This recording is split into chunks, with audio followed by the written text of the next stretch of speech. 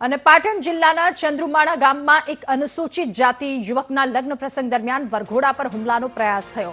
આ ઘટનામાં ઠાકોર સમાજના કેટલાક યુવાનોએ અનુસૂચિત જાતિના વરઘોડાને રોકવાનો તેમજ ઝઘડો કરવાનો પ્રયાસ કર્યો। તેમણે જાતિ વિષયક શબ્દોનો ઉપયોગ પણ કર્યો હતો। આરોપીઓ પાસે તીક્ષ્ણ હથિયારો પણ હતા, જેનો ઉપયોગ કરી હુમલો કરવાની ધમકી આપી। આ ઘટના બંને પક્ષ વચ્ચે જૂની અદાવતના કારણે બની હતી। અગાઉ પણ જમીન વિવાદને લઈને બંને પક્ષ વચ્ચે પોલીસ ફરિયાદ થઈ ચૂકી છે। સમગ્ર મામલે ઠાકોર સમાજના 8 શખ્સોની સામે પોલીસ ફરિયાદ નોંધાઈ છે।